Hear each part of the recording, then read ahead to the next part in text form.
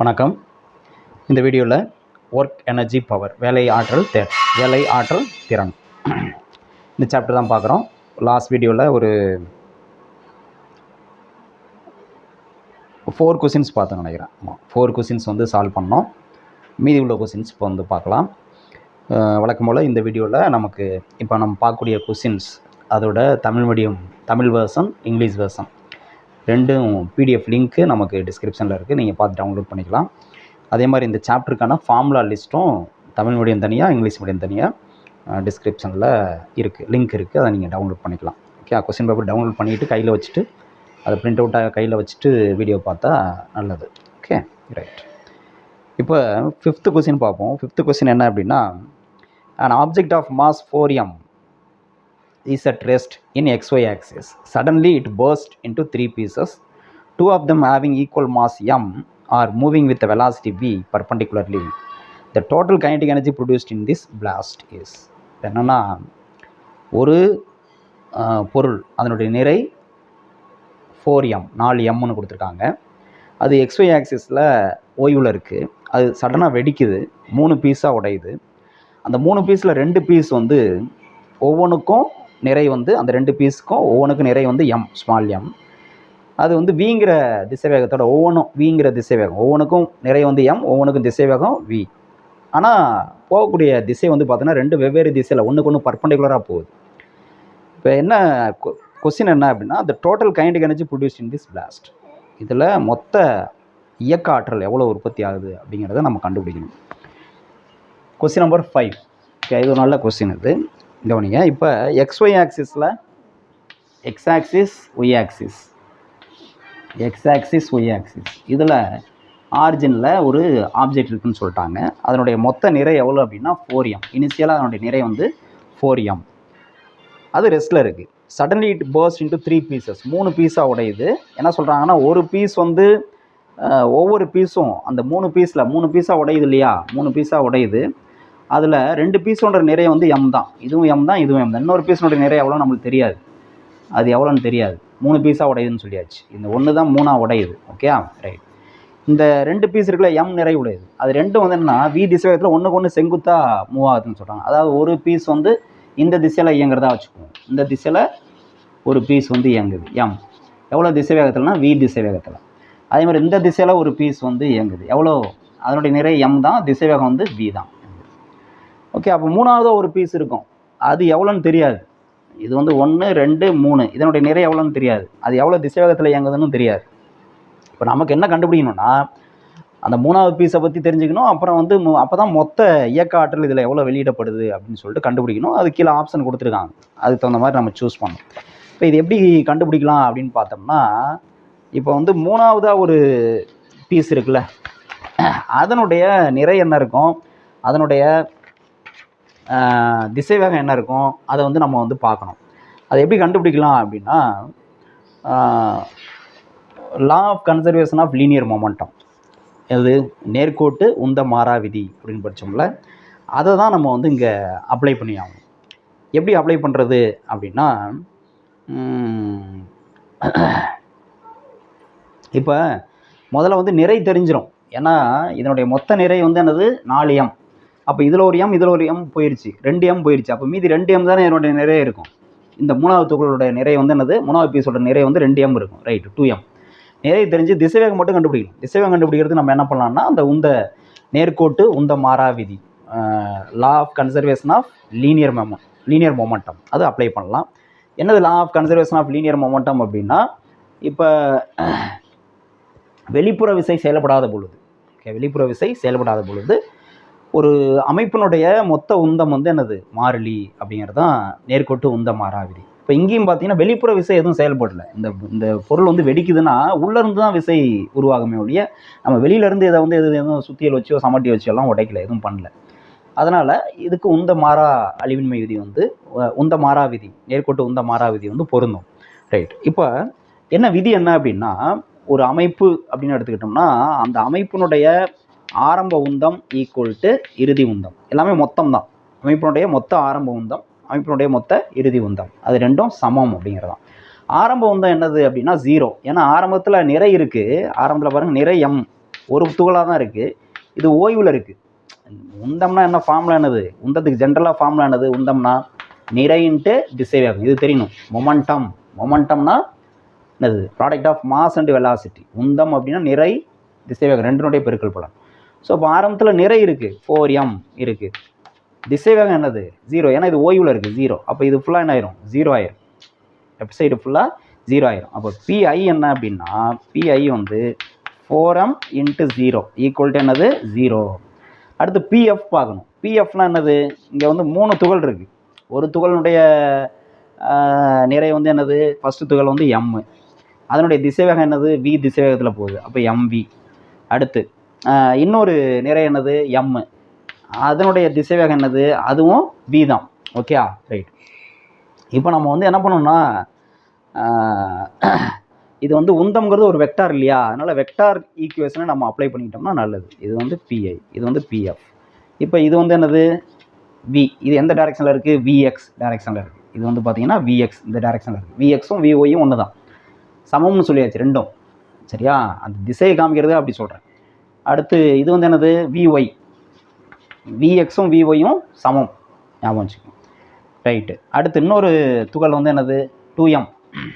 அந்த 2m வந்து எந்த திசையில் இயங்குது? அதனுடைய திசைவேகம் என்ன அப்படிங்கிறத நம்ம வந்து கண்டுபிடிக்கணும். அது எந்த திசையில் இருக்கும் அப்படின்னா, இது ரெண்டினுடைய தொகுபயன் இருக்குல்ல, இந்த ரெண்டு திசைவேகம் இருக்குல்ல, அந்த 2 திசைவேகத்தோட தொகுபயன் எந்த திசையில் இருக்கும்? இந்த திசையில் இருக்கும். இந்த 2 நிறை இருக்குல்ல, அதனுடைய தொகுபயன் இந்த திசையில் இருக்கும். அதுக்கு எதிர் திசையில் தான் இந்த 3வது துகள் இருக்குல்ல, 2m நிறையுள்ள துகள், அது வந்து இயங்கும்.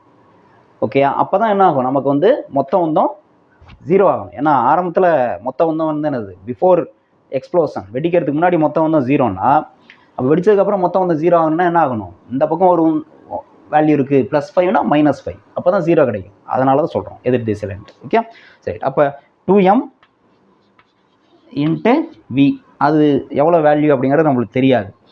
ஓகே, அதனால் அதை அப்படியே v வெக்டார்னு வச்சுக்கோம். இப்படி எழுதலாம். இப்போ நம்ம வந்து வேல்யூஸை வந்து அப்ளை பண்ணலாம். எப்படி வேல்யூஸ் அப்ளை பண்ணுறோம் அப்படின்னா,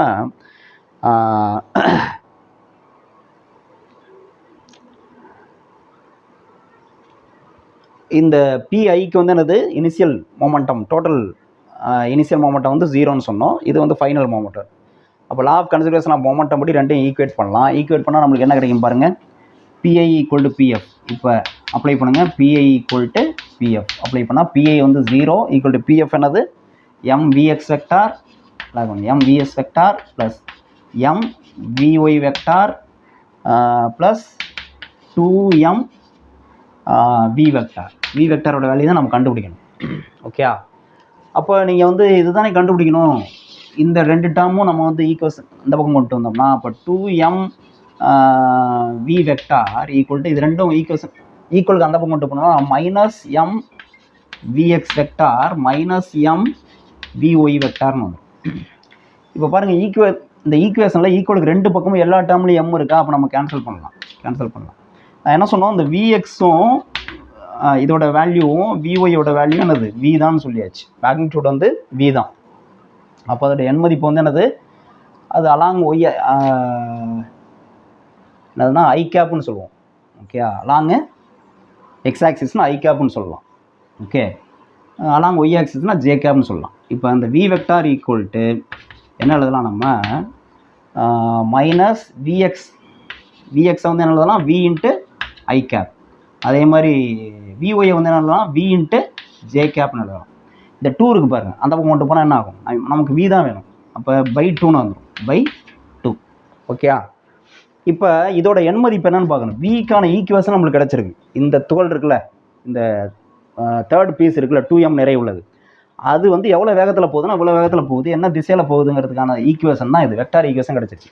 இப்போ இதில் எண் மதிப்பு நமக்கு வேணும். அப்போ எண் மதிப்பு எப்படி கண்டுபிடிக்கிறது அப்படின்னா, நம்ம ஏற்கனவே சொல்லியிருக்கோம், ஒரு வெக்டார் ஈக்குவேஷன் இருக்குன்னா என்னது? அதுக்கு முன்னாடி உள்ள வேல்யூ இருக்கு இல்லையா, கோஎஃபிஷியன்ட், அதோட ஸ்கொயர் பண்ணும். அப்போ வியோட எண் மதிப்பு வேணும் அப்படின்னா என்ன பண்ணும்? ஸ்கொயர் ரூட் ஆஃப் இங்கே என்ன மதிப்பு இருக்குது? -v/2 -v/2 whole square plus என்ன இருக்குது? -v/2 whole square. அப்போ என்னப்பா வரும்? என்ன வரும் பாருங்கள், -v/2 அது ஸ்கொயர் பண்ணால் என்ன வரும்? இது +v²/4 ஆயிரும். ப்ளஸ் இது என்னது அதே மாதிரி வி ஸ்கொயர் பை 4 ஆயிடும். ஓகே, அப்போ என்ன கிடைக்கும்? வி ஸ்கொயர் 4 காமனாக எடுத்துக்கலாம். V square plus v square 2 v square ஆகிடும். இது வந்து பை 2. அப்போ v square by 2 root out வெளில வந்ததுன்னா என்ன ஆகும்? வி பை 2 ஆயிடும். ஓகே, வி பை 2 தெரியுதா? அது இது பார்க்கும்போதே தெரியுது நமக்கு. ஏன்னா ரெண்டும் ஈக்குவல் அப்படிங்கிறப்ப நமக்கு வந்து என்ன ஆகும்? இந்த மாதிரி தான் கிடைக்கும். வி பை 2 கிடையாது. வி ஸ்கொயர் ரூட் எடுத்தால் வி 2க்கு ரூட் எடுத்தால் ரூட் 2 வி பை ரூட் 2ன்னு வரும். சரியா? We by root 2. ஸோ இதுதான் வியோட வேல்யூ. இது இந்த தேர்ட் பீஸோட திசைவேகம். இப்போ 3 பீஸுக்கும் திசைவேகம் நம்மளுக்கு கிடச்சிருச்சு இல்லையா? இது தெரியணும், இது மாதிரி கண்டுபிடிக்க தெரியணும். இது வந்து உங்களுக்கு சொல்லி விடுறதுனால ஃபஸ்ட் டைம்ங்கிறனால இவ்வளோ நேரம் ஆகுது. உங்களுக்கு இது வந்து தெரிஞ்சிருச்சு அப்படின்னா ஃபாஸ்ட்டாக பண்ணிடலாம். இப்போ நம்ம என்ன பண்ணோம்? மொத்த ஆற்றல் கேட்குறாங்க. மொத்த ஆற்றல்னால் நமக்கு என்ன ஃபார்முலா? என்னது? ஜென்ரல் ஃபார்முலா மொத்த இயக்க ஆற்றல், டோட்டல் கைனடிக் எனர்ஜி. அப்போ நம்ம என்ன எழுதலாம்? இதை எரேஸ் பண்ணிடுறேன். டோட்டல் கைனடிக் எனர்ஜி அதுதான் கொஸ்டின். அப்போ டோட்டல் கைனடிக் எனர்ஜி மொத்த இயக்க ஆற்றல் என்ன ஃபார்முலா? முதல் துகளினுடைய general formula half MP square. முதல் துகள் நிறை வந்து என்னது? எம். அதோட திசைவேகம் வி ஸ்கொயர் ப்ளஸ் ரெண்டாவது பீஸோட நிறை என்னது? ஆஃப் இன்ட்டு நிறை எம், திசைவேகம் v, velocity v square plus third பீஸோட நிறை என்ன சொன்னோம்? 2m சொன்னோம். 2m அதனுடைய திசைவேகம் வெலாசிட்டி என்னது? இங்கே இருக்குது வி பை ரூட் 2. அப்போ வி இருக்கிற இடத்துல என்ன பண்ணணும்? V by root 2 whole square போடணும். ஓகேயா? இப்போ எவ்வளோ வரும்னு பாருங்கள். டோட்டலாக எவ்வளோ வரும்? இப்போ பார்த்தீங்கன்னா இங்கே வந்து இந்த 2 கேன்சல் பண்ணலாம் இல்லையா? 2 கேன்சல் பண்ணலாம். அல்லது இது அப்படியே வச்சுட்டு கூட நீங்கள் வந்து என்ன பண்ணலாம்? இந்த ஆஃப் வந்து அப்படியே வச்சுட்டு கூட இந்த 2 அப்படியே இருக்கட்டும். இப்போ மறுபடியும் எழுதுகிறேன். இங்கே பாரு, ஆஃப் இங்கே எழுதுகிறேன். ஆஃப் என்ன இருக்குது? ஃபஸ்ட் டேர்மில் m v square plus half m v square plus half into 2m into என்ன கிடைக்கும்? இங்கே v square by square root of 2 square பண்ணால் 2ன்னு வந்துடும் இல்லையா? இப்படி கிடைக்கும். ஓகே, இப்போ வந்து இந்த 2 கேன்சல் ஆகிடும். அப்போ நமக்கு என்ன இருக்குது? இங்கே ஒரு half MP square half MP square half MP square இருக்குது. அப்போ டோட்டலாக என்னது? 3. இது ஃபுல்லாக எக்ஸ்ன்னு வச்சுங்க. X plus x. அப்போ எத்தனை? 3x வரும்ல? அது மாதிரி 3 into half m v squared. அப்போ ஆன்சர் வந்து என்னது? 3/2 ஆஃப் எம் வி ஸ்கொயர்டு அப்படின்னு வரும். அந்த ஆப்ஷன் இருக்கா? 3/2 m v square, 3/2 m we ஸ்கொயர்னு சொல்லலாம். So total kinetic energy 3/2 m v square. இதான் கேட்டிருக்காங்க. ஆப்ஷன் இருக்கானா? இருக்குது. எத்தனாவது ஆப்ஷன்? இது வந்து கொஸ்டின் நம்பர் வந்து நமக்கு 5th கொஸ்டின் சொன்னோம். 3/2 m v squared, option B. So answer வந்து இதுக்கு பி. ஓகே, இதை நோட் பண்ணிங்க.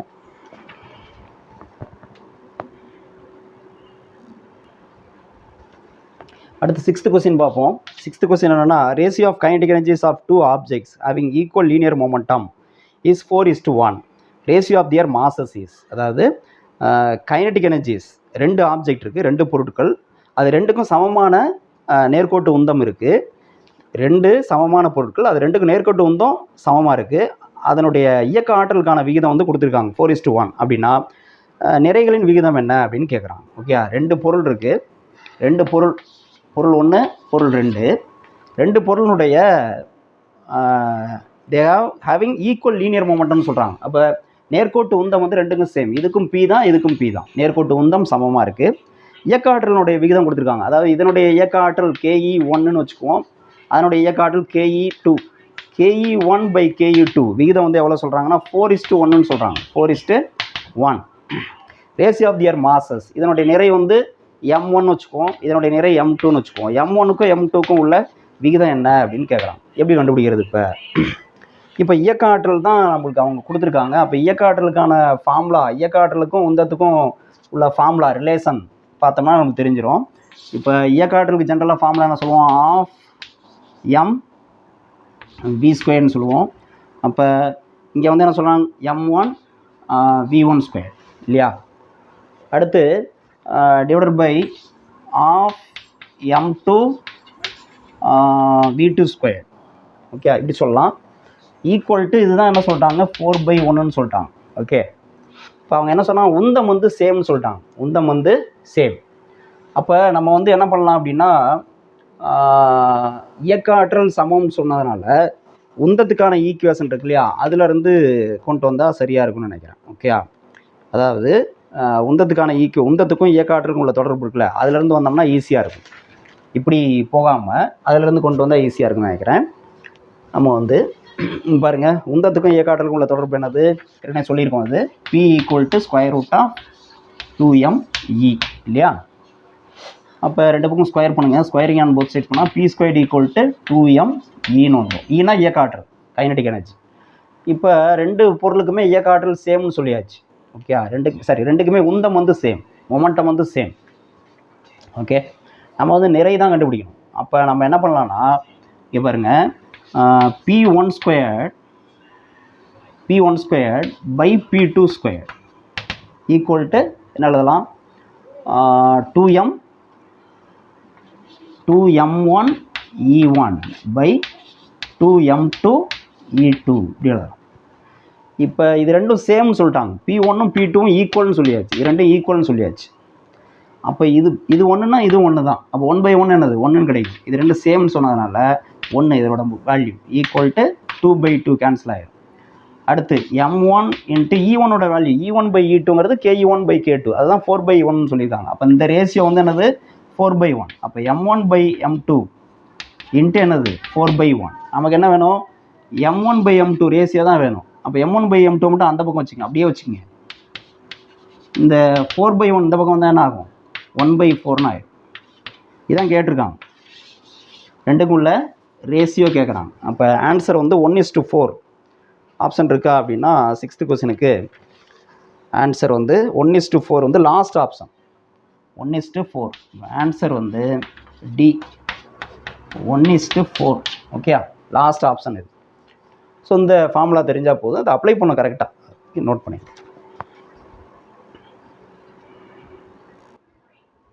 அடுத்து 7th கொஸ்டின் பார்ப்போம். 7th கொஸ்டின் என்னன்னா, a child is sitting in a swing. Its minimum and maximum height from the ground are 0.75 meter and 2 meter respectively. Its maximum velocity அப்படின்னு கேட்குறாங்க. என்னென்னா, ஒரு குழந்தை வந்து ஒரு ஊஞ்சலில் உட்காந்துருக்கு. அந்த ஊஞ்சல் வந்து என்ன ஆகும், இப்படி போயிட்டு வரும் இல்லையா. ஒரு குறிப்பிட்ட ஹைட்லேருந்து இந்த ஹைட்டில் இருக்குது அப்படின்னா, இது வந்து அப்படியே போகிறப்ப இப்படி ஸ்விங் ஆகிறப்ப என்ன ஆகும், இவ்வளோ தூரம் அப்படி ஹைட்டுக்கு போகும், இப்படி போகும். அப்போ ஆரம்பத்தில் என்னென்னா, மினிமம் ஹைட் வந்து என்னது, கிரவுண்ட்லேருந்து இந்த ஹைட் வந்து என்னது 0.75 மீட்டர். இது வந்து ஹைட் H1 வச்சுக்குவோம். இங்கேருந்து இப்படி போகிறப்ப வந்து நான் உயரம் அதிகமாகதில்ல, இந்த ஹைட் வந்து எவ்வளோ அப்படின்னா H2, அது வந்து 2 மீட்டர் ஹைட்னு வச்சுக்குவோம், 2 மீட்டர். ஓகே, ஸ்விங்கு ஊஞ்சல். இப்போ இவங்க என்ன கேட்குறாங்கன்னா, it's maximum velocity v maximum கேட்குறாங்க, வி பெருமம்னு கேட்குறாங்க. பெரும திசைவேகம், இந்த குழந்தையினுடைய பெரும திசைவேகம் என்ன அப்படின்னு கேட்குறாங்க. இப்போ பெரும திசைவேகம் எப்படி நம்ம கண்டுபிடிக்கிறது அப்படின்னா, எப்போ ஏன் வந்து பெரும திசைவேகம்ன்ட்டு சொல்கிறாங்க, அப்போ சிறும திசைவேகம் இருக்கானா, இருக்குது. ஓகே, எப்போ பெரும திசைவேகம் இருக்கும், எப்போ சிறும திசைவேகம் இருக்கும் அப்படின்னா, இப்போ நம்ம கீழே இருந்து ஊஞ்சல் இப்படி போகுதுல, மேலே போயிட்டு இப்படி வரும், மறுபடியும் வரும், மேலே போயிட்டு இப்படி வரும். இப்படி மேலே போகிறப்ப நாங்கள் போக திசைவேகம் வந்து என்ன ஆயிரும், குறைஞ்சிரும் இல்லையா. இது வந்து என்னது, இந்த மிட் பாயிண்ட்டோட இப்படிலாம் ஆடாது. இது என்ன, இந்த எண்டுக்கு போகும், அப்படியே இந்த பக்கம் இப்படி வரும் இல்லையா, அப்புறம் மறுபடியும் இப்படி போகும், இப்படி தானே போகும் ரெண்டு பக்கமும். ஸோ இந்த லெவலும் சேமாக இருக்கும். இந்த 2 மீட்டர்னால் அந்த ஹைட்டும் 2 மீட்டர், அதான் வேற ஒன்றும் இல்லை. ஸோ இப்படி ஆசிலேட் ஆகிட்டே இருக்கும், ரெண்டு பக்கமும் ஆசிலேட் ஆகிட்டே இருக்கும். இப்போ எங்கே வந்து திசைவேகம் அதிகமாக இருக்கும், எங்கே வந்து திசைவேகம் கம்மியாக இருக்கும் அப்படின்னா, இப்படி நம்மளுக்கு தெரியும், இங்கேருந்து மேலே போக ஏன் இங்கே நிற்குது, திசைவேகம் 0 ஆயிடுது. அப்போ இங்கே வந்து திசைவேகம் வந்து என்னது, v வந்து 0. மறுபடியும் ஆரம்பிக்கிறப்ப 0லேருந்து ஆரம்பிக்கும், கொஞ்சம் கொஞ்சமாக ஆரம்பிச்சு இந்த இடம் வரப்போ தான் என்ன ஆகும், இந்த இடத்துல வரப்போ தான் என்ன ஆகும், v வந்து பெருமத்தடையும், v மேக்ஸிமமாக இருக்கும் இந்த இடத்துல வேகம். அப்புறம் மறுபடியும் இந்த சைடு போக வேகம் என்ன ஆகும், குறைஞ்சி இந்த இடத்துக்கு வரப்போ 0 ஆயிடும். அப்புறம் மறுபடியும் 0லேருந்து ஸ்டார்ட் ஆகி இன்க்ரீஸ் ஆகி இப்படியே தான் போயிட்டே இருக்கும். அப்போ இந்த இடத்துல தான் மேக்ஸிமமாக இருக்கும் திசைவேகம் பெருமத்தடையும். அப்போ திசைவேகம் பெருமத்தை அடையுதுன்னா என்ன இங்கே கான்செப்ட் அப்படின்னா, ஆற்றல் மாறா விதி தான், ஆற்றல் அழிவின்மை விதி தான், law of conservation of energy. இங்கே லா ஆஃப் கன்சர்வேஷன் ஆஃப் எனர்ஜினா என்னது, இப்போ இந்த ஸ்விங், இந்த ஊஞ்சல், இந்த குழந்தை வந்து என்னென்னா, it is under the action of gravitational force. Gravitational ஃபோர்ஸுங்கிறது ஒரு கன்சர்வேட்டிவ் ஃபோர்ஸ். ஓகே, இந்த குழந்தை வந்து புவியீர்ப்பு விசையினுடைய தாக்கத்தில் இருக்குது. புவியீர்ப்பு விசை அப்படிங்கிறது ஒரு ஆற்றல் மாற்றா விசை. அப்போ ஆற்றல் மாற்றா விசைன்னு ஏன் சொல்கிறோம் அப்படின்னா, அதனுடைய ஆற்றலுடைய அளவு வந்து என்னது மாறாது. இங்கே இருக்கிறப்ப வந்து என்னது வி மேக்ஸிமமாக இருக்கிறப்ப இது கம்ப்ளீட்டாக இயக்க ஆற்றலாக இருக்கும், முழுவதும் இயக்க ஆற்றலாக இருக்கும். இது மேலே இந்த இடத்துக்கு போகிறப்போ, உச்சிக்கு போகிறப்போ வந்து கம்ப்ளீட்டாக எப்படி இருக்கும், நிலை ஆற்றலாக இருக்கும், பொட்டன்ஷியல் எனர்ஜியாக இருக்கும். அப்போ இந்த இடத்துல ஃபுல்லாக பொட்டன்ஷியல் எனர்ஜியாக இருக்குது, இந்த இடத்துல வரப்போ ஃபுல்லாக கைனடிக் எனர்ஜியாக இருக்குது. இடையில ஒரு பாயிண்ட் எடுத்துட்டோம், இங்கேயோ எடுத்துக்கிட்டோம்னா அது என்னது பார்சியலி பொட்டன்ஷியல் பார்சியலி கைனடிக். பாதி வந்து பொட்டன்ஷியலாகவும் பாதி நிலையாற்றலாகவும் பாதி இயக்காற்றலாகவும் இருக்கும்.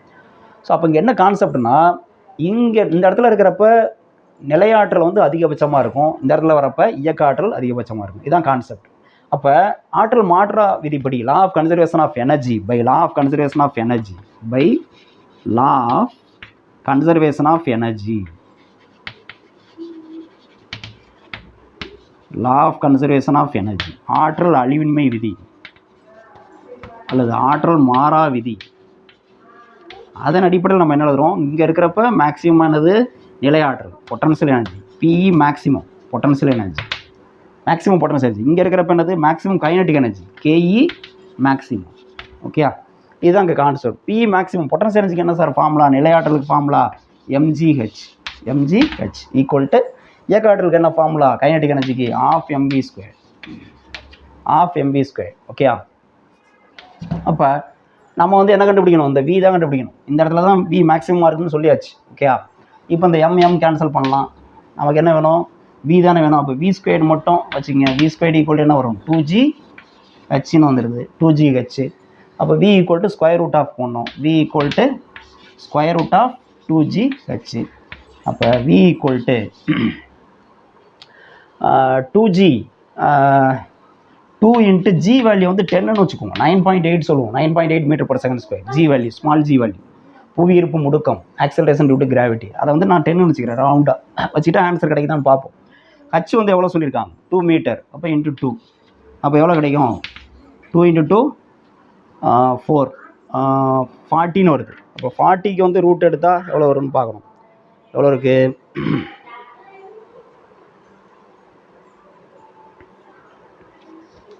ஆன்சர் வந்து என்ன, கொஸ்டின் நம்பர் 7.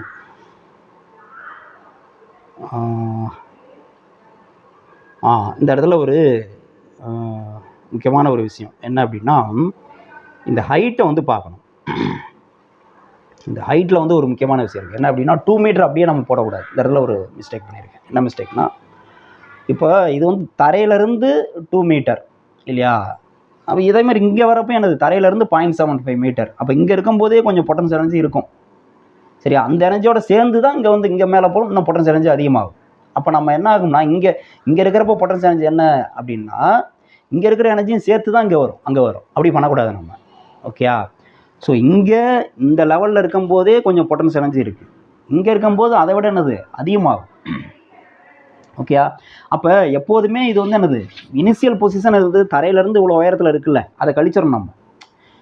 பொருள் வந்து தரையிலேருந்து இவ்வளோ உயரத்துக்கு 2 மீட்டர் உயரத்துக்கு போகுதுன்னா தான் நம்ம வந்து 2 மீட்டர்னு எடுக்க முடியும். அதோட பொட்டன்ஷியல் எனர்ஜி நிலையாற்றல் வந்து 2 மீட்டர்னு எடுக்க முடியும். தரையிலேருந்து பொருள் போகல, ஊஞ்சல் வந்து தரையிலேருந்து போகல, குறிப்பிட்ட உயரத்தில் இருக்குது, ஆரம்பத்தில் தொங்கிட்டு இருக்குது, அங்கேருந்து தான் போகுது. அப்போ இங்கேருந்து தான் நம்ம வந்து எடுக்கணும். அப்போ இந்த டிஃப்ரென்ஸ் வந்து பார்த்துக்கணும். இப்போ இங்கே ஹைட்டுன்னா நம்ம இந்த 2 லெவலுக்கு இடையில உள்ள ஹைட்டை தான் நம்ம எடுத்துக்க முடியும்.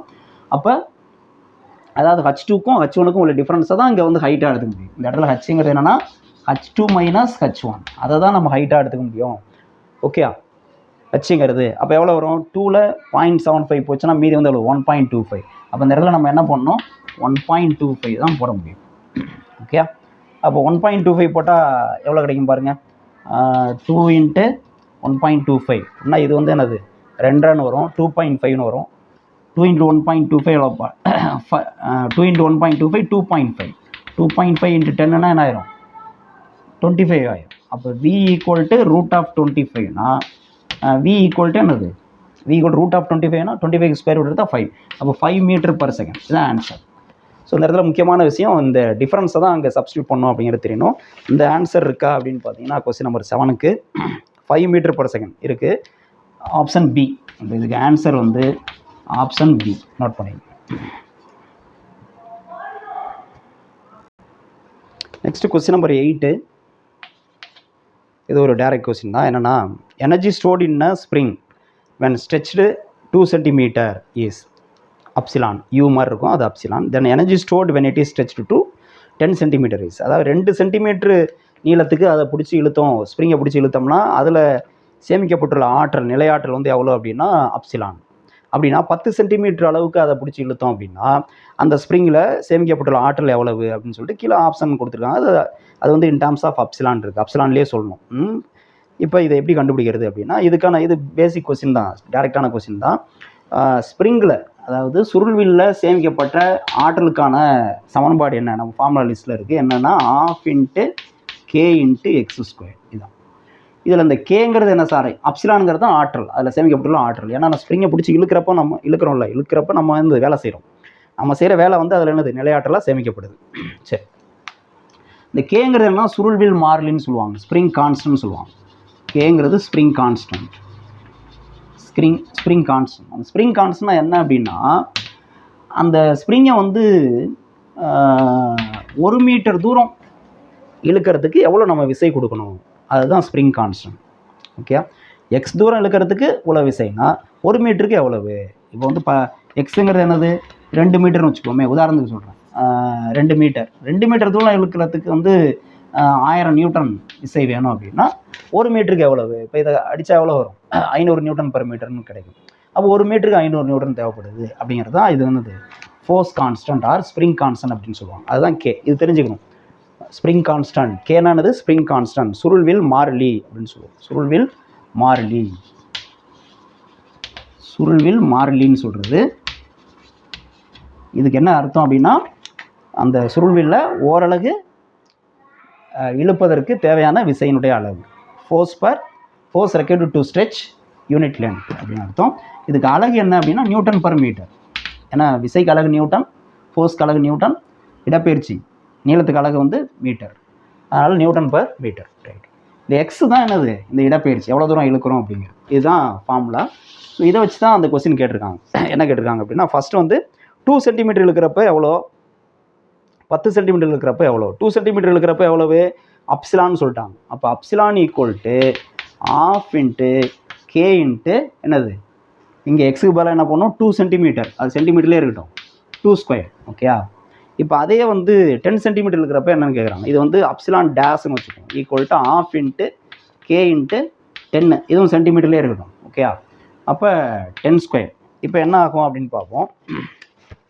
என்ன ஆகும், நம்ம வந்து இதுதான் கண்டுபிடிக்கணும். அப்போ இது வந்து ஈக்குவேஷன் நம்பர் 1, இது ஈக்குவேஷன் நம்பர் 2, 2/1 பண்ணுங்க, ஈக்குவேஷன் நம்பர் 2/1. அப்போ epsilon dash by epsilon equal என்ன தான், ½ கேன்சல் ஆயிரும், கே கேன்சல் ஆயிரும், இங்கே மேலே இருக்குது 10² இது வந்து என்னது 2². அப்போ எவ்வளவு 100/4 ஈக்குவல் டு எவ்வளவு 25 தானே, 25. அப்போ epsilon by epsilon dash by epsilon equal 25. நான் அப்சிலான் டேஷ் ஈக்குவல் டு என்னது கிராஸ் மல்டிபிள் பண்ணிங்கன்னா 25 டைம்ஸ் ஆஃப் அப்சிலான் அப்படின்னு கிடைக்குது.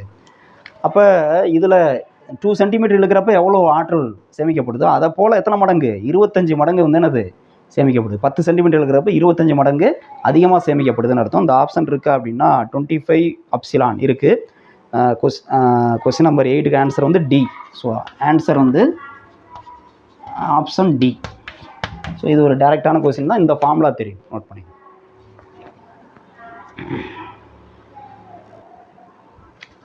அடுத்து கொஸ்டின் நம்பர் 9 பார்ப்போம். கொஸ்டின் நம்பர் 9 என்னென்னா, an object of mass 1 kg is thrown upward with a velocity 20 meter per second.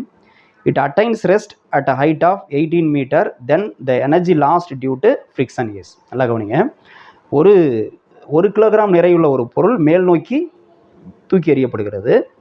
எவ்வளோ திசைவேகத்தில்னா 20 மீட்டர் பர் செகண்ட் திசைவேகத்தில், 20 மீட்டர் பர் செகண்ட் திசைவேகத்தில் மேல் நோக்கி தூக்கி எறிகிறோம். அது வந்து எவ்வளோ தூரம் போகும், ஒரு குறிப்பிட்ட ஹைட் போகும், அப்புறம் வந்து நின்று மறுபடியும் வரும் இல்லையா. அது எவ்வளோ ஹைட்டு போகுதுன்னா 18 மீட்டர் உயரத்துக்கு போகுதுன்னு சொல்கிறாங்க. அப்போ அது இழக்கப்பட்ட ஆற்றல் டியூ டு ஃப்ரிக்ஷன்னா இங்கே வந்து அது உராய்வு விசை. எதனால் உராய்வு விசை, அந்த பொருள் வந்து காற்றோட உராயும் இல்லையா, அதனால் என்ன ஆகும், வெப்பம் உருவாகும். அந்த வெப்ப ஆற்றல் வந்து இழப்பு தான்.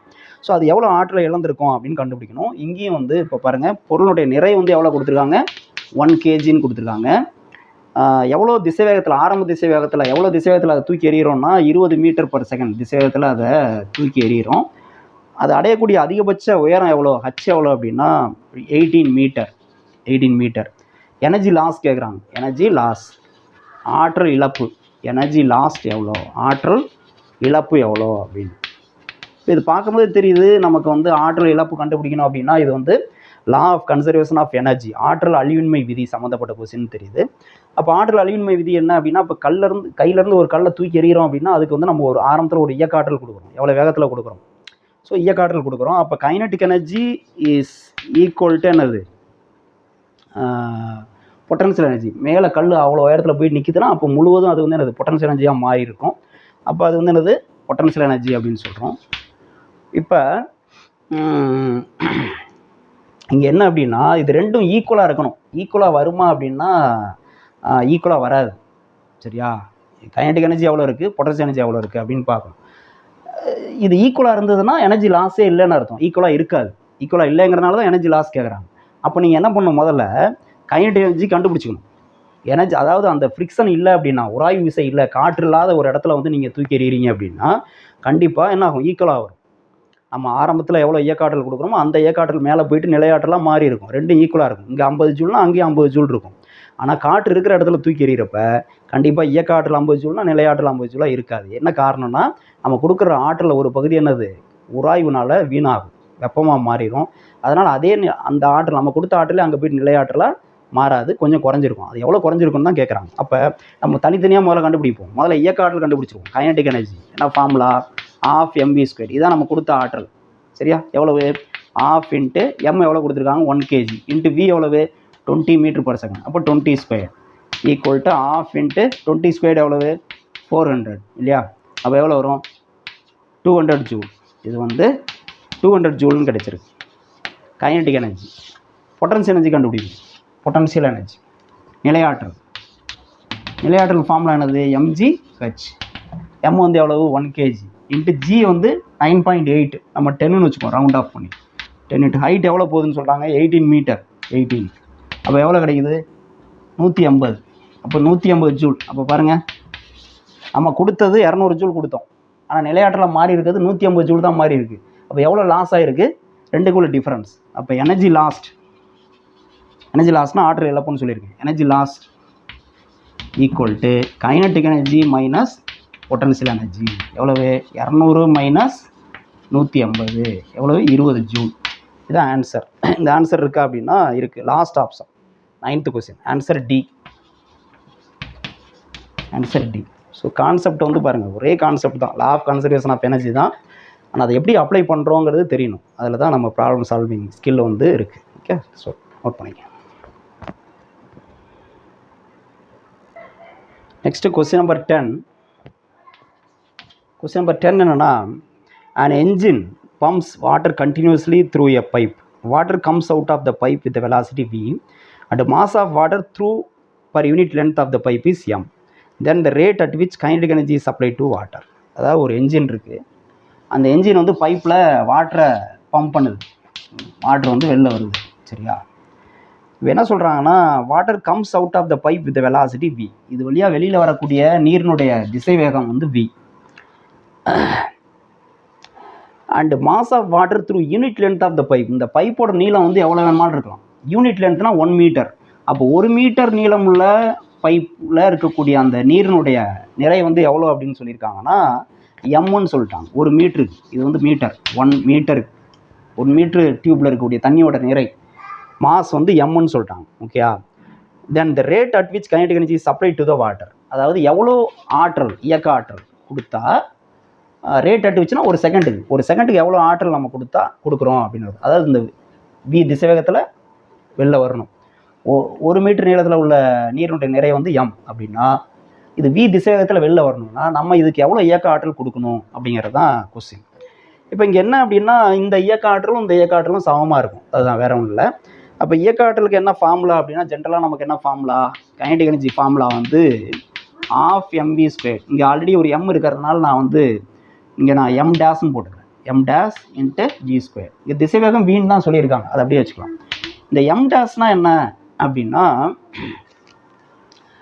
நல்லா கவனிங்க. இந்த இடத்துல m டேஷ் அப்படின்னா ஒரு செகண்டில் நம்ம என்ன சொல்லியிருக்காங்க, kinetic energy supplied per rate of, இங்கே பாருங்கள் கொஸ்டின் என்னென்னா the rate at which kinetic energy supplied அப்படின்னா ஒவ்வொரு செகண்டும் எவ்வளோ ஆற்றல் இதுக்கு கொடுக்குறோம் அப்படிங்கிறது தான். ஒரு செகண்டுக்கு எவ்வளோ, அப்போ ஒரு செகண்டுக்கு எவ்வளோனா ஒரு செகண்டுக்கு எவ்வளோ தண்ணி வெளில வருது அப்படிங்கிறது அதனுடைய நிறை. அப்போ ஒரு செகண்டுக்கு எவ்வளோ தண்ணி வந்து வெளியில் வருது அப்படின்னா எப்படி கண்டுபிடிக்கிறது, அதனுடைய நிறை தான் எம் டேஷ். அது எப்படி கண்டுபிடிக்கிறது அப்படின்னா, இந்த ஸ்மால் எம்னானது 1 மீட்டர் நீளத்தில் இருக்கக்கூடிய நீரினுடைய நிறை. ஓகே, இப்போ ஒரு செகண்டுக்கு எவ்வளோ தண்ணி வெளில வரணும், அதனுடைய நிறை என்ன, ஒரு செகண்டில் இந்த பைப் வழியாக வருதில்ல அந்த நீருடைய நிறை எவ்வளோ அப்படின்னா, அதுக்கு ஒன்றும் பண்ண தேவையில்ல, ஓரளவு நீளத்திற்கான நிறை இருக்குல்ல அது இன்ட்டு இந்த திசை வேகம், அதாவது மொமெண்டம் சொல்கிறோம்ல, அதை போட்டோம்னா போதும். அதுதான், இதை ஞாபகம் வச்சுக்கணும். ஒரு செகண்டில் இந்த டியூப் வழியாக வெளில வரக்கூடிய தண்ணியோட நிறை என்னன்னு கேட்டால், ஓரளவு நீளத்தில் எவ்வளோ நிறை இருக்குது, எம் இன்ட்டு அதனுடைய வேகம், திசை வேகம் மல்டிப்ளை பண்ணால் நம்மளுக்கு கிடைக்கும். ஸோ இன்ட்டு என்ன இருக்குது, v square. Therefore half into m into v square into v என்னது, வி கியூப் ஆயிரும். ஸோ இதுதான் ஆன்சர். இந்த மாதிரி ஆப்ஷன் இருக்கா அப்படின்னா கொஸ்டின் நம்பர் 10 பாருங்கள். Half m v cube first ஆப்ஷனே இருக்குது. ஸோ ஆன்சர் என்னது, ஏ. இதுக்கு ஆன்சர் ஏ.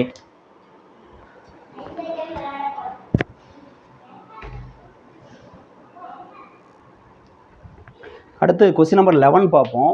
கொஸ்டின் நம்பர் 11 என்னென்னா, 2 மாசஸ் M1 and M2. இந்த கொஸ்டினில் ஒரு சின்ன கரெக்ஷன் இருக்குது, நோட் பண்ணிக்கணும். 2 ஈக்குவல் மாசஸ்ன்னு மாற்றிக்கணும். 2 மாதம் ஈக்குவல், M1 M2 தான், ஆனால் 2 மாதம் ஈக்குவல் அதை சேர்த்துக்கணும். அந்த வேர்டிங் வந்து மிஸ் ஆகிருக்கு டைப்பிங்கில். 2 மாசஸ், அது 2 மாசஸ், அந்த 2 வேர்டுகளில் ஈக்குவல்னு சேர்த்துங்க. 2 equal masses M1 and M2 are moving with velocities 3 மீட்டர்/செகண்ட் அண்டு -5 மீட்டர்/செகண்ட். அந்த மைனஸ் வந்து மிஸ்ஸிங் கொஸ்டினில். ஒரு ஆப்ஜெக்ட் வந்து V1 வந்து என்னது, சரி U1 ஆரம்பத்தில் முதலுக்கு முன்னாடி U1 வந்து 3 மீட்டர்/செகண்ட். அதே மாதிரி U2 வந்து -5 மீட்டர்/செகண்ட், -5 மீட்டர்/செகண்ட் respectively in straight line. 2 object வந்து மூவ் ஆகுது, M1 M2 ரெண்டுடைய நிறையும் சேம், ரெண்டும் ஸ்ட்ரெயிட் லைனில் மூவ் ஆகுது. அப்படி மூவ் ஆனதுக்கப்புறம் என்ன ஆகுதுன்னா, if they undergo elastic collision, மீட்சி மோதலுக்கு உட்படுது, ரெண்டும் மோதிக்குது. மோதினதுக்கப்புறம் அதனுடைய வெலாசிட்டிஸ் ஆஃப்டர் கொலிஷன், மோதலுக்கு பின் அதனுடைய திசைவேகங்கள் என்ன, V1 V2 என்னன்னு கேட்குறாங்க. ரெண்டும் மோதிக்கும். மோதினதுக்கப்புறம் என்ன ஆகும், மறுபடி இயங்க ஆரம்பிக்கும். இது வந்து U1 U2 மோதலுக்கு முன் திசைவேகம், இது வந்து V1 V2 மோதலுக்கு பின் திசைவேகம். இப்போ என்ன எலாஸ்டிக் கொலிஷன் சொல்லியாச்சு. எலாஸ்டிக் கொலிஷனில் என்ன நடக்கும், எலாஸ்டிக் கொலிஷன்னா என்னது, மீட்சி மோதல். எலாஸ்டிக் கொலிஷன்னா மீட்சி மோதல். மீட்சி மோதல்னா என்னது, கண்டிஷன் என்ன அப்படின்னா, இயக்க ஆற்றலில் எந்த இழப்பும் இருக்கக்கூடாது. மீட்சி மோதல்னா நல்லா அமைச்சுக்கணும். நான் இந்த இது கான்செப்ட்ஸ் வீடியோ நம்ம சரியாக தனியாக பார்க்கல, MCQ சால்வ் பண்ணும்போதே அதுக்கான முக்கியமான பாயிண்ட்ஸ்லாம் சொல்கிறேன்னு சொன்னேன். ஸோ அந்த அடிப்படையில் மீட்சி மோதல் எலாஸ்டிக் கொலிஷன்னா என்ன கண்டிஷன் அப்படின்னா, கைனட்டிக் எனர்ஜி வந்து எப்படி இருக்கணும், கான்ஸ்டண்ட்டாக இருக்கணும், மாறக்கூடாது. இயக்க ஆற்றல் வந்து என்னது, அந்த அமைப்பினுடைய இயக்க ஆற்றல் வந்து மாறிலி. மொத்த இயக்க ஆற்றல் வந்து என்னது, மாறிலி. ஆற்றல் இழப்பு இருக்கக்கூடாது, இயக்க ஆற்றல் இழப்பு இருக்கக்கூடாது. இருந்ததுன்னா அது மீட்சியற்ற மோதல், இன்எலாஸ்டிக் கொலிஷன். ஓகே, ஆற்றல் இழப்பு இல்லைன்னா, இயக்க ஆற்றலில் எந்த இழப்பும் ஏற்படாமல் மாறாமல் இருந்ததுன்னா, மோதுறதுக்கு முன்னாடி இந்த 2 பொருளுடைய இயக்க ஆற்றல், மொத்த இயக்க ஆற்றல் என்ன, மோதினதுக்கப்புறம் அந்த 2 பொருளுடைய மொத்த இயக்க ஆற்றல் என்ன, ரெண்டும் சமமாக இருக்கணும். அப்படி இருந்ததுன்னா தான் என்னது, எலாஸ்டிக் கொலிஷன், மீட்சி மோதல். ஓகே ரைட், அதான் கண்டிஷன். ஸோ இந்த மாதிரி எலாஸ்டிக் கொலிஷனில் 2 பொருளும் சமமான நிறை இருந்தது அப்படின்னா, ரெண்டும் சமமான நிறை இருந்ததுன்னா, ஆஃப்டர் கொலிஷன் மோதலுக்கு பின்னாடி என்ன நடக்கும் அப்படின்னா, இதோட திசைவேகத்தை இது கொடுத்துரும், இதோட திசைவேகத்தை இது கொடுத்துரும். அதான் ஆரம்பத்தில் இதுக்கு வந்து எவ்வளோ திசைவேகம், 3 மீட்டர்/செகண்டா, இது வந்து என்னது -5. மைனஸ் இது நெகட்டிவ்ல இருக்குது, பாசிட்டிவ்ல இருக்குன்னா என்ன அர்த்தம், இது இந்த திசையில் போகுதுன்னா இது இந்த திசையில் வந்துகிட்டு இருக்குன்னு அர்த்தம். அதான் -5 மீட்டர்/செகண்ட். ஓகேயா, ரெண்டு இப்படி நேராக வந்து மோதிக்குது. மோதினதுக்கப்புறம் என்ன ஆகும்னா, இதோட திசைவேகம் இதுக்கு வந்துடும். அப்போ இதுக்கு வந்து என்னது, -5 மீட்டர்/செகண்ட் வந்துடும். அல்ல, இதனுடைய திசைவேகம் வந்து V1 வந்து என்ன ஆயிரும், -5 மீட்டர்/செகண்ட் ஆயிரும். ஓகே, அப்போ என்ன ஆகும், இந்த திசையில் போனது இந்த திசையில் இயங்க ஆரம்பிச்சிடும். மோதினதுக்கப்புறம் இந்த V2 இதுக்கு வந்து என்ன திசைவேகம் வந்துடும்னா 3 மீட்டர்/செகண்ட் ஆயிரும். இந்த திசைவேகம் இதுக்கு வந்துடும். ஓகே, அப்போ இது வந்து என்ன, இந்த திசையில் இயங்க ஆரம்பிச்சிடும். ரெண்டு இப்படி வந்து மோதின வேகத்தில் மோதினதுக்கப்புறம் என்ன ஆகும், ரெண்டும் எதிர் திசையில் அப்படி போக ஆரம்பிச்சு. இங்கேயும் எதிர் திசை தான், ரெண்டும் நேருக்கு நேராக ஒன்று நோக்கி வருது. மோதினதுக்கப்புறம் என்ன, ஒன்று விலகி போக ஆரம்பிச்சிடும். ஸோ இதனுடைய திசைவேகம் இதுக்கு வந்துடுது, இதனுடைய திசைவேகம் இதுக்கு வந்துடுது. இந்த மாதிரி எக்ஸ்சேஞ்ச் பண்ணிக்கும். இது எப்போ நடக்கும் எக்ஸ்சேஞ்சு, ரெண்டினுடைய நிறையும் சமமாக இருந்தால் மட்டும்தான் நடக்கும். சமமாக இல்லைன்னா வேறு, அது கால்குலேஷன் இருக்குது, ஃபார்முலா இருக்குது, நம்ம ஃபார்முலா லிஸ்ட்டில் கொடுத்துருக்கோம், அதை அப்ளை பண்ணணும். சமமாக இருந்ததுன்னா இதான் கண்டிஷன். ஸோ அப்போ பார்த்தோன்னே ஆன்சர் சொல்லிடலாம். என்ன ஆன்சர் இதுக்கு அப்படின்னா, இதுக்கு ஆப்ஷன் வந்து டி ஆப்ஷன் டியில் ஆன்சர் இருக்குது. Answer D. ஓகே, இதை நோட் பண்ணி.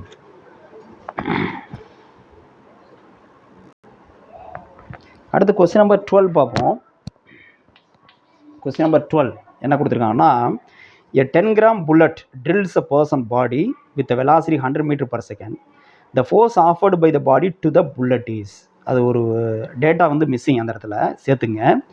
என்னென்னா ப்ராக்கெட்டில் போட்டுங்க, புல்லட் பெனட்ரேட்ஸ் அப் டு 1 centimeterன்னு போட்டுங்க. அந்த கொஸ்டின்லேயே சேர்த்துங்க, அந்த data missing. Bullet penetrates up to 1 centimeter.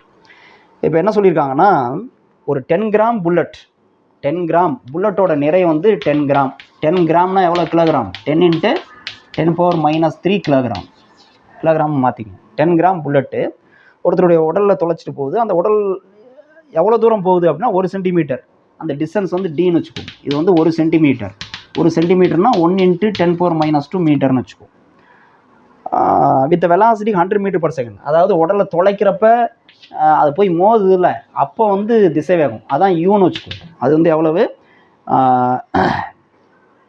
100 meter per second. 100 meter per second அவ்வளோ திசை வேகத்தில் போய் மோதுது. 1 centimeter நகர்ந்ததுக்கப்புறம், 1 centimeter டிஸ்டன்ஸ் வந்ததுக்கப்புறம் என்ன ஆயிரும்? 1 centimeter தான் போகுதுன்னா 1 centimeter அப்புறம் அதனுடைய திசை வேகம் 0 ஆயிரும். அப்போ ஆரம்ப திசை வேகம் v1 அப்படின்னா இறுதி திசை வேகம் v2 வந்து என்னது? 0. இவ்வளோ தூரம் தொலைச்சிட்டு போகுதுன்னா அங்கே போயிட்டு ஓய்வுக்கு வந்துடுது, ரெஸ்ட்டுக்கு வந்துடுதுன்னு அர்த்தம். இப்போ இவங்க என்ன கேட்குறாங்கன்னா, the force afforded by the body to the bullet. இப்போ இந்த நிற்குதுன்னா, குண்டு வந்து நிற்குதுன்னா என்ன அர்த்தம்? பாடிக்குள்ளே ஒரு எதிர்ப்பு விசை இருக்குது, அதுதான் என்னது? ஒரு ஊராய்வு விசை, எதிர்ப்பு விசை இருக்குது, அதுதான் இந்த புல்லட்டை தடுத்து நிறுத்தியிருக்கு, இந்த தூரத்துலேயே நிறுத்தியிருக்கு. இல்லைன்னா அது தொலைச்சிக்கிட்டோம்னா அந்த பக்கம் போயிருக்கும் இல்லையா? ஸோ அந்த எதிர்ப்பு விசை, பாடி கொடுத்த எதிர்ப்பு விசை எவ்வளோ அப்படின்னு கண்டுபிடிக்கணும். இதுதான். அப்போ இதுக்கு வந்து என்ன சார் கான்செப்ட் என்ன அப்படின்னா, work energy theorem. Work energy theorem. Work energy theorem. வேலை ஆற்றல் தேற்றம். வேலை ஆற்றல் தேற்றம் அதுதான் நமக்கு தெரியும். வேலை ஆற்றல் தேற்றம் என்ன அப்படின்னா, விசையினால் செய்யப்பட்ட வேலை W அது வந்து அந்த பொருளுடைய இயக்க ஆற்றல் மாற்றத்திற்கு சமம். டெல்டா கேஇ அதுக்கு சமம். டெல்டா கேஇனானது ஒர்க், டபிள்யூனா work, which is equal to change in kinetic energy. Change in kinetic energy final kinetic energy minus initial kinetic energy. KEF minus KEI. Final kinetic energy, initial kinetic energy. இறுதி இயக்க ஆற்றல், ஆரம்ப இயக்க ஆற்றல், ரெண்டுக்கும் உள்ள டிஃப்ரென்ஸு இதுதான். இப்போ நம்ம இதை தான் இங்கே அப்ளை பண்ண போகிறோம். இதுதான் வேலை ஆற்றல் தேற்றம். இது தெரியணும். இப்போ வேலைன்னா என்ன சார் ஃபார்முலா? வேலைன்னா என்னது? வேலைன்னா விசை இன்ட்டு பொருள் நகர்ந்த தொலைவு இல்லையா? ஃபோர்ஸ் அண்டு டிஸ்டன்ஸ், அதுதான் வேலை. அப்போ இதை இங்கே சப்ஸ்டியூட் பண்ணுங்கள். எஃப் இன்ட்டு டி இந்த ஈக்குவேஷனில் சப்ஸ்டியூட் பண்ணுங்கள். இந்த ஈக்குவேஷனில் சப்ஸ்டியூட் பண்ணால் டபிள்யூக்கு பதிலாக F into d equal to கேஇஎஃப்னா என்னது? Half m v2 square minus கேஇஐனானது half m v1 square. Half m v1 square. ஓகேயா? எஃப் தான் நம்ம கண்டுபிடிக்கணும். இன்ட்டு டி எவ்வளோ கொடுத்துருக்காங்க? 1 × 10⁻². அப்போ 1 × 10⁻² equal to half m v2 square. v2 என்னன்னு சொன்னேன்? 0 ஆயிடுச்சு. அப்போ v2 0னா அந்த டேர்ம் ஃபுல்லாக என்ன ஆயிரும்? 0 ஆயிரும். மைனஸ் என்ன இருக்குது? ஆஃப் எம் கொடுத்துருக்காங்களா? 10 gram. அப்போ 10 × 10⁻³ இன்ட்டு v1 என்ன கொடுத்தாங்க? v1 ஆரம்ப திசை வேகம் 100 meter per second. அது எஸ்ஐ அளவில் தான் இருக்குது. அப்போ 100 ஹோல் ஸ்கொயர் இது மல்டிப்ளிகேஷனில் இருக்குது. அப்போ என்ன கிடைக்குது பாருங்கள்? எஃப் இன்ட்டு இதெல்லாம் அப்படியே இருக்கட்டும். எஃப் இன்ட்டு 10⁻² ஈக்குவல் டு இது எவ்வளோ வரும்? 5. ஓகே. அப்போ -5 × 10⁻³ இது வந்து 100னா 10 ஸ்கொயர். 10 ஸ்கொயர் போனால் 10⁻4. 10⁻4. இப்போ பாருங்கள், எனக்கு எஃப் தான் வேணும். அப்போ எஃப் ஈக்குவல் டு என்ன வரும்? -5 × 10⁻, ஒரு -3 + 4 என்ன வரும்? +1 ஆயிடும். 10⁻² மல்டிப்ளிகேஷனில் இங்கே போனால் டிவிஷனில் வரும். 10⁻². இந்த 10⁻² மேலே எடுத்துகிட்டு போனால் என்ன ஆகும்? இன்ட்டு 10⁻+2 ஆகிடும் இல்லையா? அப்போ என்ன கிடைக்குது பாருங்கள்? எஃப் ஈக்குவல் டு -5 × 10⁻1 10⁻2 என்னது? 10⁻3. 10⁻3னா 1000. அப்போ 5000 -5000 நியூட்டன். இந்த மைனஸ் சைன் எதை குறிக்குது அப்படின்னா, விசை வந்து என்னது? எதிர் திசையில் செயல்படுதுன்னு அர்த்தம். பொருளுடைய இயங்கக்கூடிய திசை இருக்குல்ல, அதுக்கு எதிர் திசையில் விசை செயல்படுது, அதை எதிர்க்குது, தடுத்து நிறுத்தி இருக்குது அப்படின்னு அர்த்தம். அதுதான் அந்த நெகட்டிவ் சைன் குறிக்குது. ஓகேயா? பொருளுடைய இடப்பெயர்ச்சிக்கு விசை வந்து அது எதிர் திசையில் செயல்பட்டுருக்கு அப்படின்னு அர்த்தம். ஸோ அப்போ இங்கே ஆன்சர் வந்து இருக்கா அப்படின்னு பார்த்தோம்னா நமக்கு வந்து 5000 நியூட்டன் இருக்குது. நெகட்டிவ் சைனுங்கிறது எதுக்காகன்னு சொல்லியாச்சு. ஓகேயா? அது வந்து திசையை குறிக்கிறதுக்காக, விசையினுடைய திசையை குறிக்கிறதுக்காக நெகட்டிவ் சைன். வேல்யூ வந்து என்னது 5000 நியூட்டன் தான். அப்போ ஆன்சர் எதுனா C, option C. Option C தான் ஆன்சர். ஓகே, அப்போ ஒர்க் எனர்ஜி தியரம் தெரியும், அவ்வளோதான். நோட் பண்ணிங்க.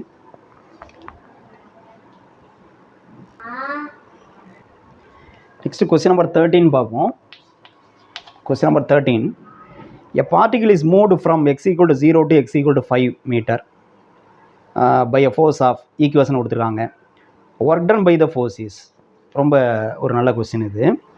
இங்கே ஒர்க் டன் தான் கேட்குறாங்க, வேலை தான் கண்டுபிடிக்கணும். ஆனால் அதில் டிஃப்ரெண்ட்டான ஒரு மெத்தட் இருக்குது. ஏன்னா வேலைனாவே நம்ம என்ன சொல்லுவோம், இப்போ கொஞ்ச நேரத்துக்கு முன்னாடி பார்த்தோம்ல, வேலைன்னா விசை இன்ட்டு தொலைவு, work equal to force into டிஸ்டன்ஸ்னு பார்த்தோம்.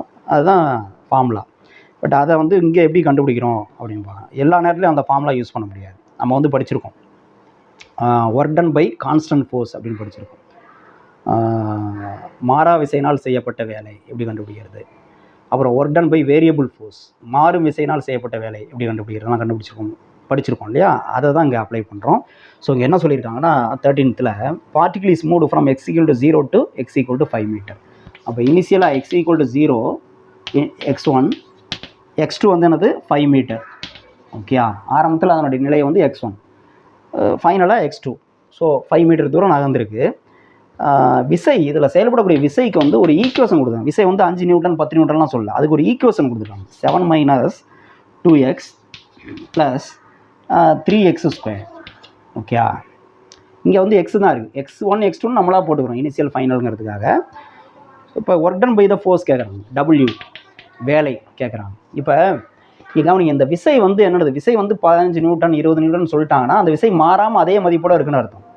ஆனால் இங்கே ஒரு ஈக்குவேஷனாக கொடுத்து அதில் எக்ஸ் இருக்குன்னா என்ன அர்த்தம்னா, இப்போ இந்த எக்ஸுக்கு மதிப்பு போட்டோன்னு வச்சுக்கோங்களேன், எக்ஸுக்கு 0 போட்டால் என்ன வரும், விசையினுடைய மதிப்பு எவ்வளோ கிடைக்கும் பாருங்கள். இது 0 ஆயிடுச்சுன்னா இது ஃபுல்லாக 0 ஆயிரும், இது ஃபுல்லாக 0, 7 நியூட்டன் கிடைக்கும் எக்ஸு. அப்போ ஆரம்பத்தில் பொருள் வந்து x = 0ங்கிற புள்ளியில் இருக்கிறப்ப அதன் மீது செயல்படக்கூடிய விசை வந்து எவ்வளோ, 7 நியூட்டன். அடுத்து x = 1ன்னு போட்டிங்கன்னு வச்சிங்கன்னா என்ன கிடைக்கும் பாருங்கள், 1, 2 × 1 2, இங்கே வந்து 1 போட்டால் 3. அப்போ எவ்வளோ கிடைக்கும் பாருங்கள், 7 3 10, 10ல் 2 போச்சுன்னா 8. அப்போ எவ்வளோ கிடைக்கும், 8 நியூட்டன் கிடைக்கும் இல்லையா?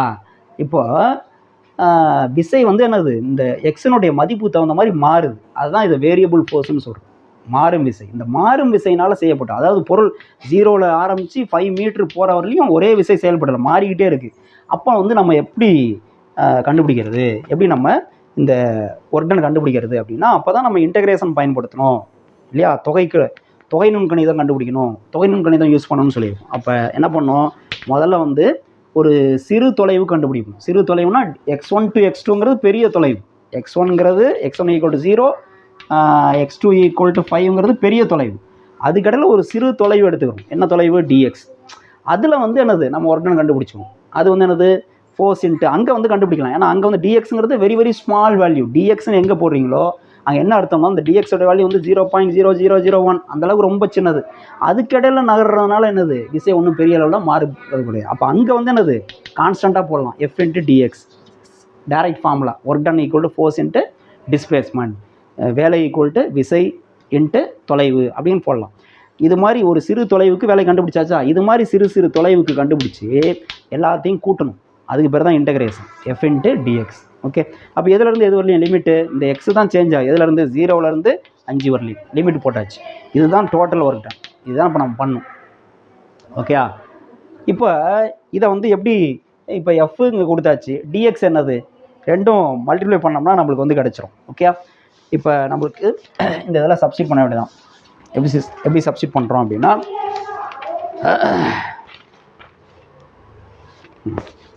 இப்போ பாருங்கள், எஃப்போட வேல்யூ இங்கே சப்ஸ்டிட் பண்ணிடுவோம். Integral 0 to 5. எஃப்போட ஈக்குவேஷன் இருக்குல்ல, அதை சப்ஸ்டிட் பண்ணிடுவோம். என்னது, 7 - 2x + 3x². இந்த ப்ளஸ் மைனஸ் கரெக்டாக போடணும். எனக்கு கான்செப்ட் தெரிஞ்சு இந்த எந்த தப்பு பண்ணாலும் அது வந்து ஆன்சரை வந்து நம்ம கேட்ச் பண்ண முடியாமல் போயிடும். அதனால் கான்செப்ட் தெரிஞ்சும் மேத்தமெட்டிக்கல் இதில் எதுவும் தப்பு பண்ணிடக்கூடாது. அதனால் ப்ளஸ் மைனஸ் கரெக்டாக பாருங்கள். எஃப் வேல்யூ சப்ஸ்டிட் பண்ணியாச்சு. அடுத்து இன்ட்டு டிஎக்ஸ். இப்போ இன்டகிரேட் பண்ணோம். இன்டகிரேட் பண்ணுறப்ப என்ன கிடைக்கும் பாருங்கள், 7 இன்ட்டு டிஎக்ஸ். 7 டிஎக்ஸ் இன்டகிரேட் பண்ணால் என்ன கிடைக்கும், 7 இன்டகிரேட் பண்ணால் என்ன ஆயிரும், அது வந்து 0 ஆயிரும் இல்லையா. 7ங்கிறது ஒரு கான்ஸ்டன்ட்டு.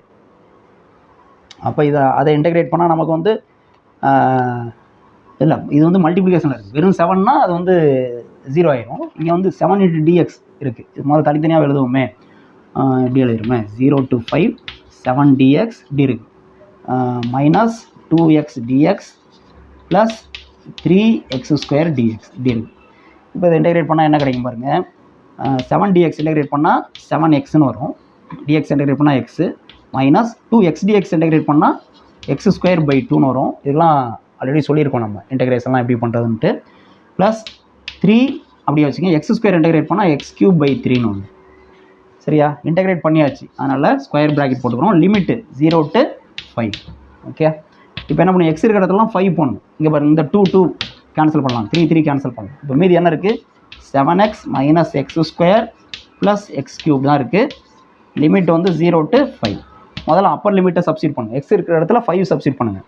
அப்போ 7 into 5, 7 into 5 minus 5 square plus 5 whole cube minus X இருக்கிற இடத்துலாம் 0 போடணும். போட்டால் என்ன ஆயிரும், அது ஃபுல்லாக 0 ஆயிரும். ஏன்னா எல்லா டேர்ம்லையுமே 0 இருக்குது. இப்போ எக்ஸ் இருக்குது, எக்ஸ் எல்லா இதுலேயும் இருக்கிறனால, மல்டிப்ளிகேஷன் இருக்கிறனால அந்த இடத்துலலாம் 0 போயிட்டால் இதோட வேல்யூ வந்து என்னது, 0 தான் ஆகும். சப்போஸ் எக்ஸ் இல்லாத ஒரு டேர்ம் இருந்ததுன்னு வச்சுக்க, அப்படி போடக்கூடாது. இப்போ சப்போஸ் இந்த இடத்துல எக்ஸ் இல்லாமல் வெறும் 7 மட்டும் இருந்ததுன்னா அந்த அடுத்த டேர்ம் வந்து ஒமிட் பண்ண முடியாது, அப்படியே சப்ஸ்டிட் பண்ணணும். நான் சொல்ல புரியுதா, ரைட். ஸோ இப்போ இந்த எல்லா டேர்ம்லையும் எக்ஸ் போட்டோம்னா, எக்ஸுக்கு பதிலாக 0 போட்டோம்னா இது ஃபுல்லாக 0 ஆயிரும். அதனால் அடுத்த ஸ்டெப் நான் போடல. ஸோ இப்போ என்ன ஆகும், 7 into 5 35 minus 5 square 25 plus 5 cube எவ்வளோ, 5 கியூப் வந்து 125. இப்போ எவ்வளோ வரும் பாருங்கள், ப்ளஸ் எல்லாம் ஆட் பண்ணுங்கள். 150 160 160ல் 25 போச்சுன்னா, 160ல் 25 போச்சுன்னா எவ்வளோ, 135 வருமா, 135 ஜூல். ஸோ இந்த ஆப்ஷன் இருக்கான்னு பார்ப்போம். Question number 13. கொஸ்டின் நம்பர் 13ல் 135 ஜூல் வந்து option D, last option. So answer வந்து இதுக்கு ஆன்சர் டி. இதை நோட் பண்ணிக்கணும்.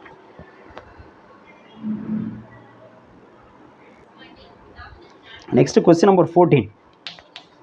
கொஸ்டின் நம்பர் 14 பாருங்கள், இது ஒரு ஈஸியான கொஸ்டின் தான். 2 balls of mass 2 kg and 4 kg are dropped from a building of height 60 meter.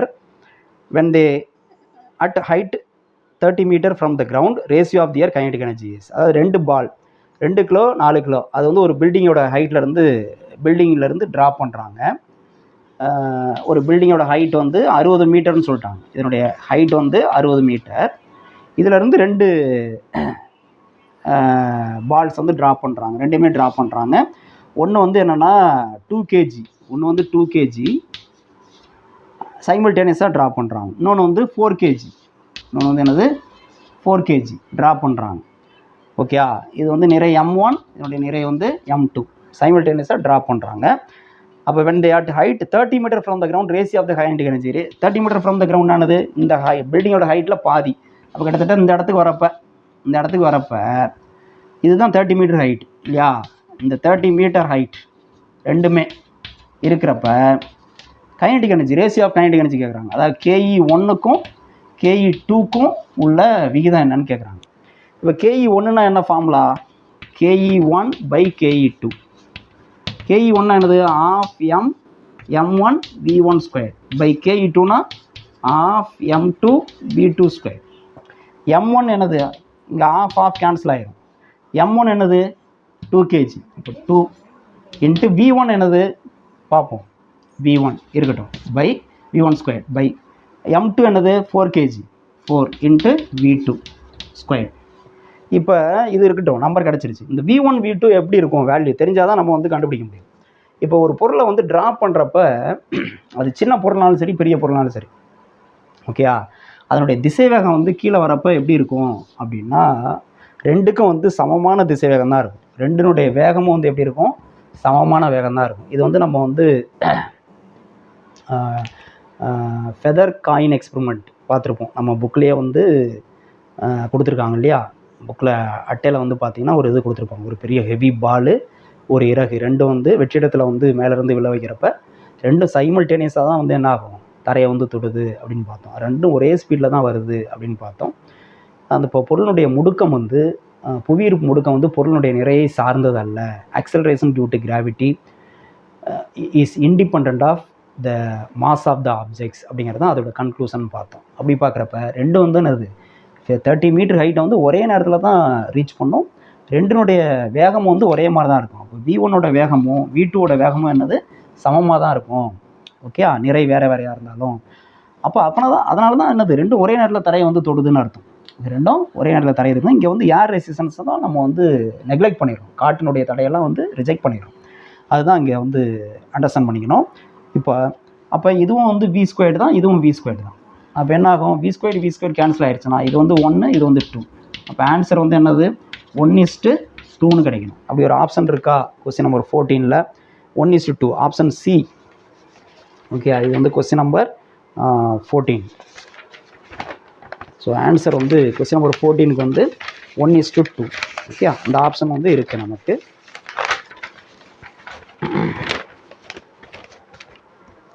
One is to 2 option C. So இதுக்கு ஆன்சர் வந்து ஆப்ஷன் சி. நோட் பண்ணி.